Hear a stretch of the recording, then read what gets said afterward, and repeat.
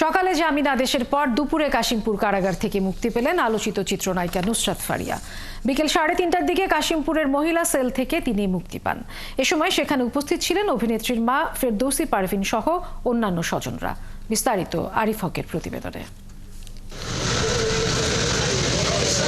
সকালে ঢাকার chief metropolitan magistrate আদালত থেকে জামিনের আদেশ পান নুসরাত ফারিয়া। ম্যাজিস্ট্রেট মোস্তাফিজুর রহমানের আদালতে শুনানি শেষে তার জামিন মঞ্জুর করা হয়।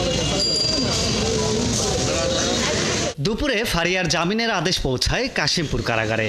এরপর কাগজপত্র যাচাই বাছাই করে এবং তার নামে অন্য কোনো মামলায় আটক আদেশ না থাকায় বিকাল 3:30টার দিকে মুক্তি পান এই চিত্রনায়িকা। নুসরাত ফারিয়াকে হয়রানির জন্যই মিথ্যা মামলায় তাকে কারাগারে দেয়া হয়েছে বলে মন্তব্য করেন তার মিডিয়া ম্যানেজার। এইটা আসলে একটা হয়রানিমূলক মামলা। এটা পরিষ্কার এবং স্পষ্ট যে যখনই এই ঘটনাটা ঘটে, দেখেন এখন কিন্তু সর্বস্তরের মানুষ চলে এসেছে এবং তার পক্ষে কথা বলছে, এবং আমরা কখনোই চাই না যে একজন আর্টিস্টকে এইভাবে করে আসলে হয়রানির শিকার করা হোক। এবং এখন আসলে ধন্যবাদ জানাতে চাই আমাদের বর্তমান সরকারকে যে তারা খুব দ্রুত এটার ব্যবস্থা গ্রহণ করেছে।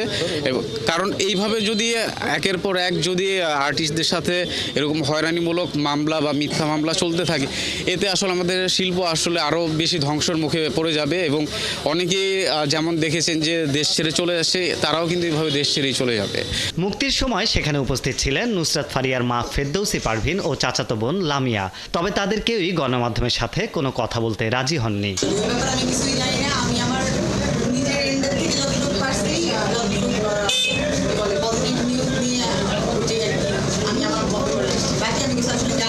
জুলাই গণ অভ্যুত্থানের সময় শিক্ষার্থী এনামুল হককে হত্যা চেষ্টার মামলায় রবিবার নুসরাত ফারিয়াকে গ্রেফতার করা হয়। পরে বৈষম্য বিরোধী আন্দোলনের সময় তিনি কানাডায় থাকার তথ্য পাওয়ায় তাকে জামিনে মুক্তির আদেশ দেওয়া হয়। আরিফ হক, ৭১, গাজীপুর।